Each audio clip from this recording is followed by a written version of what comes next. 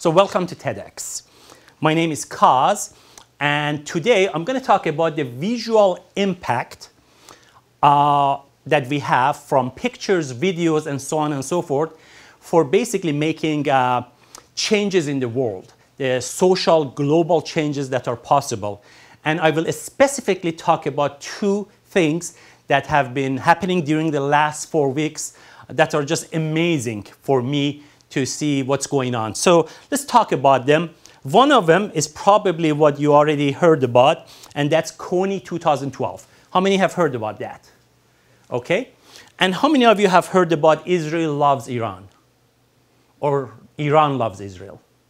Okay, a few of you. All right, so we're going to talk about that because these two are truly what's called social media, how social media can be used to basically go viral. A friend of mine, his name is Ronnie, and in fact, I was communicating with him all night last night. He's in Tel Aviv, Israel, and 3 weeks ago, very few people knew him. In fact, he pretty much does what I do. You know, I'm in web technology, and he's a graphic designer. And right now, in 3 weeks, he's one of the most famous people in this planet. And every TV station, every radio station, almost every newspaper, magazines have written about him and what he has done, basically, which is based on this particular image where this image is going viral and then people put this image on their own picture. And we'll talk about that. And really, we're going to talk about the power of visuals. How social media, doesn't matter if it's a social networking sites or video distribution sites or blogs and so on and so forth, how they can all allow anyone these days to have a message that can go viral and basically make a point about whatever point you want to make, be it social, political, technological, whatever. So let's get started. For a long time, we as humans wanted to know how we can invoke emotion in other humans. Hopefully positively, but sometimes negatively. And from a long time ago, 2,500 years ago, that's Cyrus the Great cylinder, where the first emperor or king of Persia came up with what's known as the first Declaration of Human Rights. And based on what's written on it, basically people who saw it and read it, they probably felt certain emotions. Later on, we learned how to use newspapers to make a point based on text and pictures to invoke emotion in the readers of those newspapers.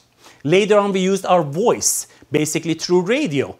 And through that, advertisers, of course, business, marketing professionals, truly learn how to invoke emotion in their target audience, whatever that audience is.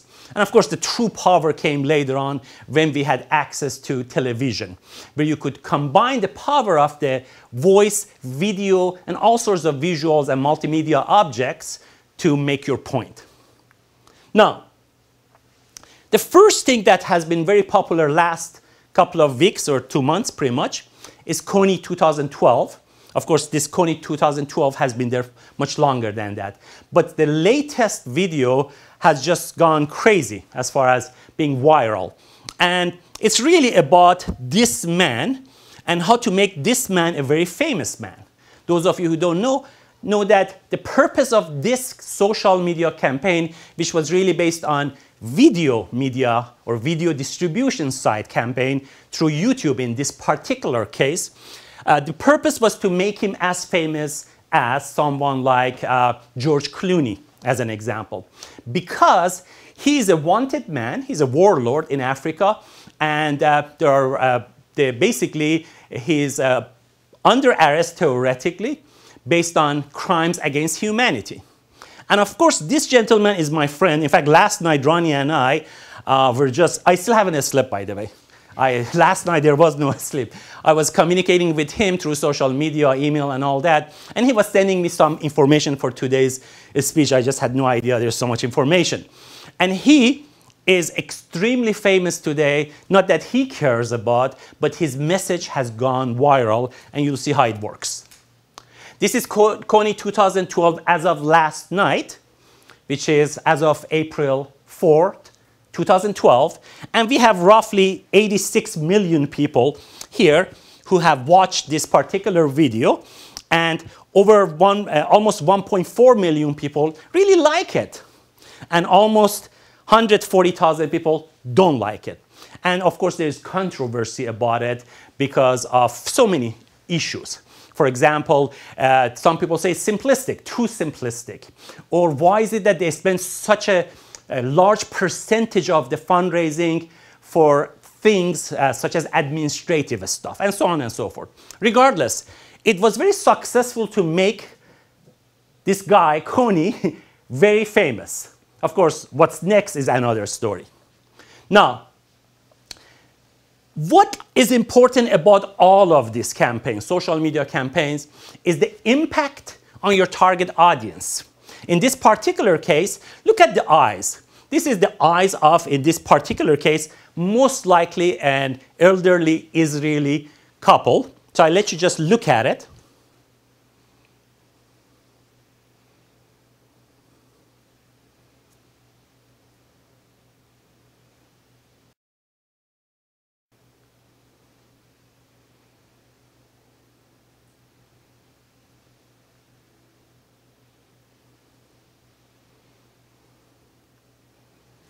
There's an old saying that through the eyes you can see the soul.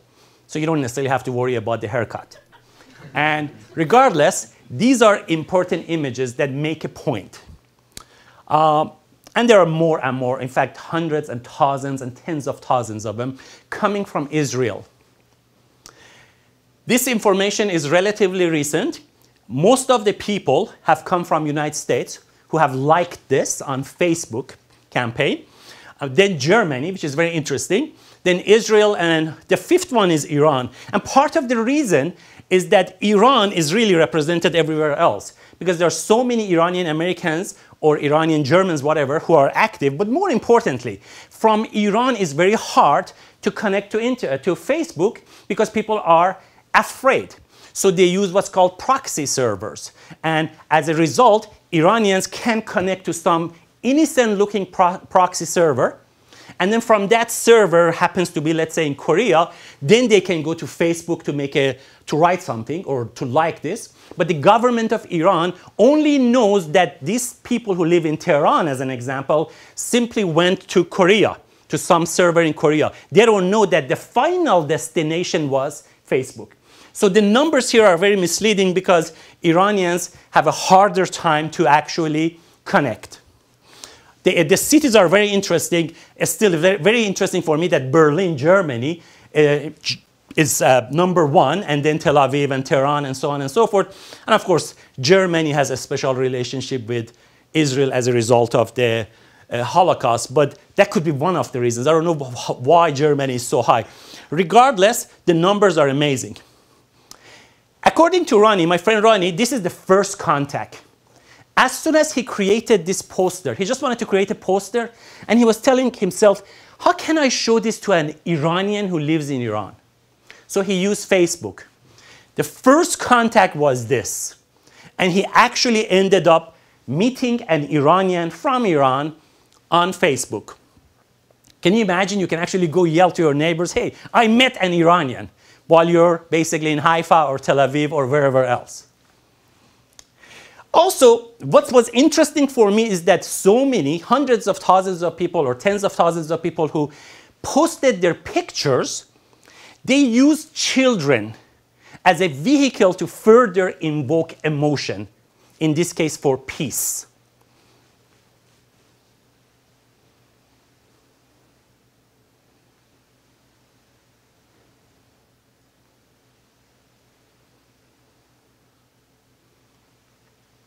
Or they use places. This is a place in Tehran with a special meaning for Persians, and the same place, similar place in Tel Aviv, which is a special place for Israelis, I assume. But they're using images of places to invoke emotion in their target audience. Emotion through arts. This is an Israeli, most likely Israeli art, that basically shows that the Prime Minister and Defense Minister of Israel are pointing a missile not at Iran, but that the people in Israel who created this campaign, basically those who are seeking peace in this case.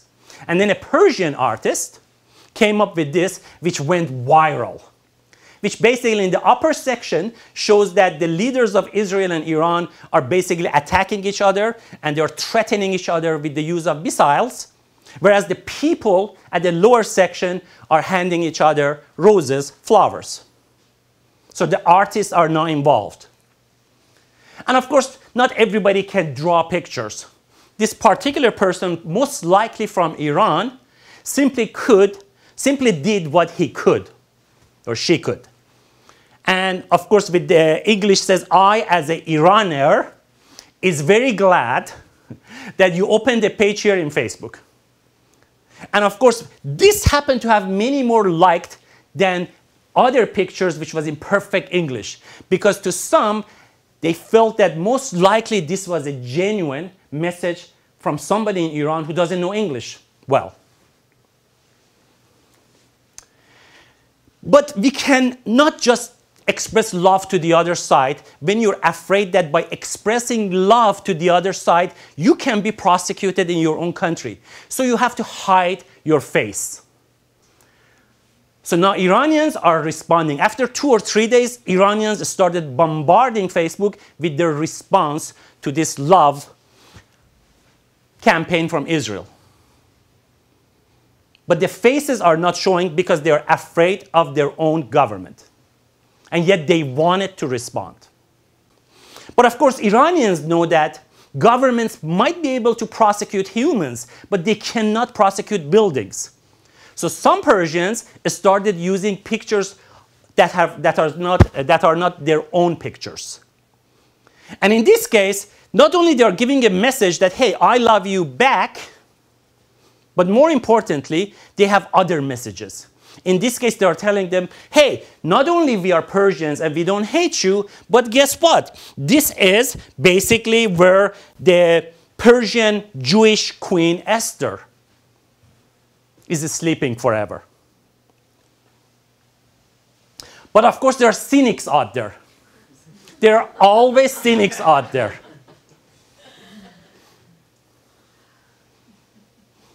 This person, obviously, in Tel Aviv doesn't like to say this message when he has to wear a gas mask. And of course, why should be just this between Israelis and Iranians? Now, Palestinians are feeling sort of jealous, as they should be, because in a way, I'm guessing that Palestinians have always been angry at Israel, but now they're very angry at Iran too, because Iran has stolen the message. And in fact, right now, Israel can, and Israel Prime Minister can actually talk only about Iran and simply forget about Palestine, thanks to Iran.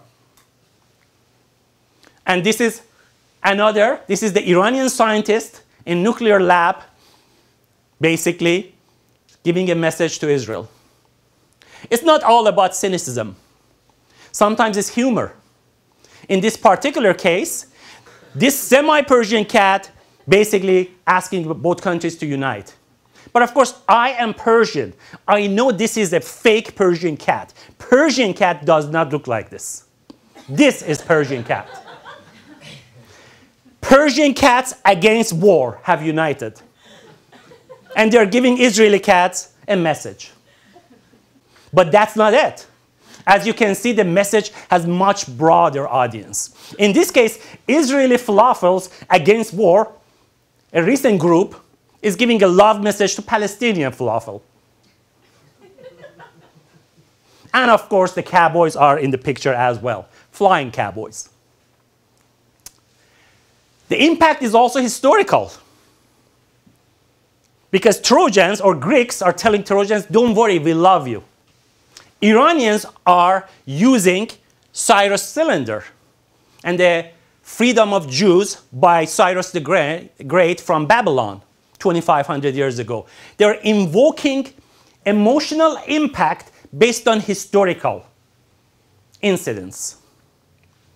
This is another Iranian, this is Schindler of Iran, an Iranian ambassador in Paris around 1940 who saved the lives of, they say, thousands of Iranian Jews and other Jews in France by giving them Iranian passport.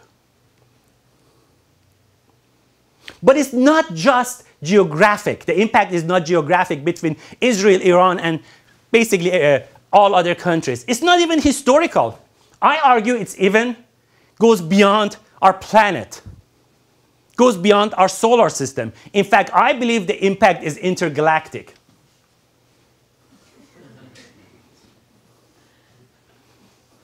There are some people out there who have a lot of fun with this, but even that image has gotten so much positive response on Facebook. We use culture to provide basically this vehicle for impact. And of course, when Iranians created this, it's not just about Nowruz, Persian New Year, but also they are reminding the Jews and Israelis that, hey, Jews celebrated Nowruz in Iran for thousands of years. And again, using pictures from Iran so that you know Iran is not just a land of whatever. Terrorists, we have beautiful bridges. This is in Esfahan. Political. Israelis came up with this image, which really shows President of Iran and the Prime Minister of Israel in one image. No to Israel-Iran war. Of course, Americans didn't want to fall behind. So therefore, since former Speaker of the House said recently that Palestinians don't exist or they don't have any right to the land, basically, there are political messages here. Iranians responded with their own political message. No to the war. Peace to Israel. But one important thing that some of you might not know is the use of flag, which is not the Islamic Republic flag, but the old imperial flag of Iran before revolution of 1978. So beyond every message, there is further messages, deeper and deeper. I've been analyzing this last 7 days, all these images. It's so amazing what's happening out there. And here's the Prime Minister of Israel, again, talking about Palestine. We will never bomb your country unless it's with American aid. So everybody is making a point. And that was the danger. What if people who have their own ideology and they want to have their own points suddenly start clashing? Right wings in both sides, or all three sides in this case, Israel, Iran, and US. But amazing thing is that, unlike many other social campaigns, very few people went into these threads on Facebook and started talking in a negative way. It's as if, hey, don't come here if you're not pro-peace. In fact, I have seen on average, and this is my guesstimate, that from every 50 to 100 messages, only 1 is negative. Like you guys are just idiots, or you guys don't know what you're doing, and so on and so forth. The impact is also on media. Ronnie has become one of the most famous people in the world. Almost every magazine, newspaper, TV station, radio station have interviewed him. From MSNBC to CNN to German, South Korean, Israeli newspapers, and so on and so forth. But the most amazing impact was based on this picture with the passport of Iran, the lady is holding, and the passport of Israel, the gentleman is holding. This had so many likes that Israeli newspapers had a whole article about this picture. And of course, Madonna came to the picture, of course. Actually, she didn't, but somebody with some minor forgery did it. Same picture, minor forgery. So this is not real, but somebody was creative enough to put that yellow sign in there.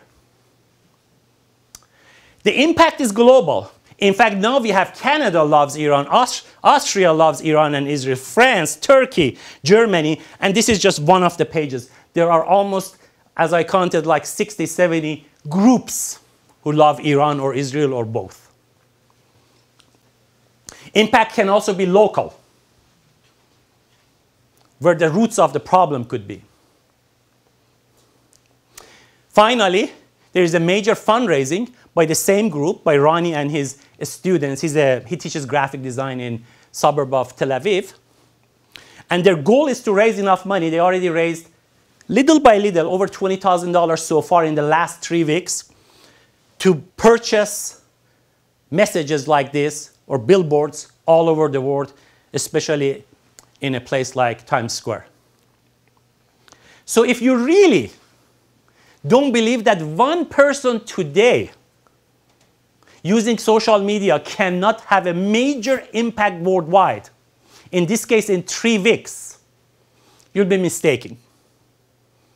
The power is the power of videos, pictures, multimedia objects that can be transmitted worldwide using social media sites, video distribution sites, blogs, microblogs, on websites, squeeze pages, and so on and so forth.